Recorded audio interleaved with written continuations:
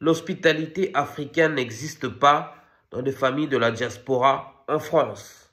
Les enfants chassés de leur maison par leurs parents à l'âge de 18 ans, ces enfants hébergés par leur oncle ou tante sont obligés de contribuer financièrement aux charges, aux frais de vie de la maison. Les grands-parents contraints de rentrer au pays ou d'aller vivre dans une maison de retraite. Voici le quotidien tendu de nos frères et sœurs dans les familles africaines de la diaspora. Cette vérité est cruelle, mais c'est la réalité. Il n'y a pas d'hospitalité africaine dans la diaspora ici en France. Des enfants livrés à eux-mêmes, des enfants abandonnés, des enfants obligés de vivre chez leur oncle ou chez leur tante, qui les torturent, qui les maltraitent et qui les obligent à contribuer financièrement à la vie quotidienne de la famille. Les grands-parents boudés par leurs enfants sont obligés de retourner en Afrique ou d'aller vivre dans des maisons de retraite. C'est dommage, parce qu'en Afrique, il y a une belle hospitalité. Cette hospitalité qui fait que les Africains vivent en communauté. Ça, c'est la tradition africaine qui veut que plusieurs générations vivent ensemble dans la même maison, dans la même parcelle. Vous pouvez retrouver les arrière-grands-parents, les grands-parents, les parents, les enfants, les petits-enfants, les arrière-petits-enfants. Moi aussi, je l'ai vécu, hein. On vivait comme ça, en fait, en Afrique. Mais lorsqu'on arrive en Europe, les Africains commencent à adopter les mêmes mœurs, les mêmes mentalités que les ressortissants de leur pays d'accueil. Ce qui fait que la solidarité africaine a du plomb dans l'aile. Et cette hospitalité africaine se perd. Et plus le temps passe, moins cette solidarité africaine existe. Par conséquent, l'hospitalité africaine en prend un coup. Et ce que je vous raconte, c'est du vécu. Beaucoup d'amis africains ont vécu ces réalités. Premier exemple,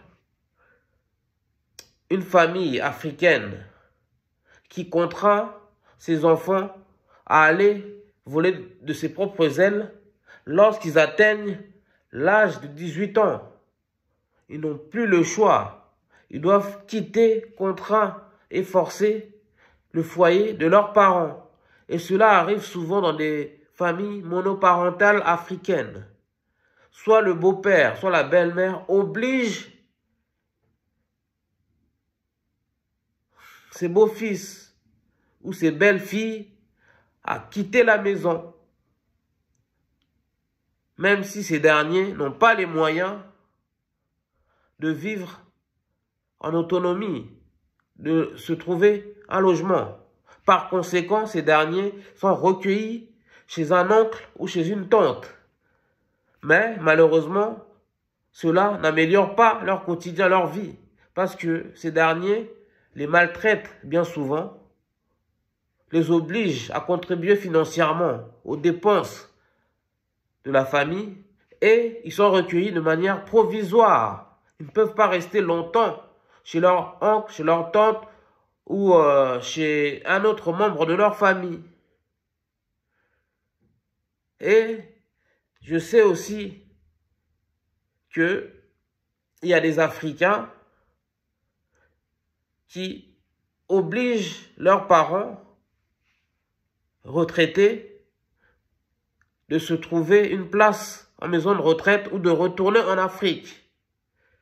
Ils ne veulent pas prendre en charge leurs parents qui sont devenus vieux.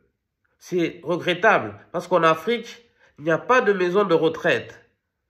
Nous vivons avec nos parents, nos grands-parents c'est la solidarité africaine qui exhorte tous les Africains à recueillir les membres de leur famille, peu importe leur âge. Jusqu'à maintenant, moi, par exemple, ma grand-mère vit avec ses filles, mariées, ou pas d'ailleurs. Ma grand-mère a 80 ans. Mais ses filles, ses enfants ne l'ont pas abandonné, ne l'ont pas délaissé. Mais en France, ici, même dans les familles africaines, c'est rare de voir que les grands-parents, les retraités vivent avec leurs enfants. Stop à cette division familiale. Nous sommes des Africains, restons Africains. Il faut prendre ce qu'il y a de bien chez les Français d'origine et les autochtones, mais ce qu'il y a de pas bien, il ne faut pas les imiter, il ne faut pas le copier. La solidarité africaine, pardon, est une bonne chose, c'est noble. Conservons nos valeurs, conservons nos principes et n'abandonnons pas nos enfants, n'abandonnons pas nos neveux, nos nièces, n'abandonnons pas non plus nos parents, nos retraités. Il y a pas mal d'amis qui me disent, je suis arrivé en France, je pensais que j'aurais pu vivre avec mon oncle, ou vivre avec ma tante, ou vivre avec ma grand-mère, mais ces derniers n'ont pas voulu me recueillir et j'ai été contraint et forcé de vivre dans un logement étudiant ou de vivre dans un foyer. Or, j'ai de la famille africaine en France. Les Africains, s'il vous plaît, continuez d'être solidaires entre vous. C'est la solidarité qui va améliorer notre communauté. C'est la solidarité qui va nous rendre forts. C'est la solidarité qui va développer notre communauté. Et cette solidarité passe d'abord et avant tout par l'aide qu'on peut offrir aux uns et aux autres. Ne laissez pas vos enfants, ne laissez pas vos neveux, vos nièces, ne laissez pas vos parents devenir des SDF, alors que vous avez de la place dans votre logement, alors que vous avez des chambres de libre dans vos appartements. Ça ne coûte rien de recueillir les membres de votre famille chez vous.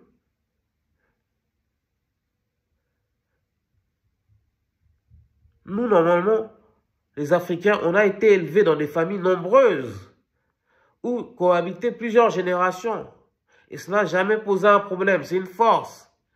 Pourquoi devenir égoïste? Pourquoi abandonner cette hospitalité lorsqu'on est en Europe?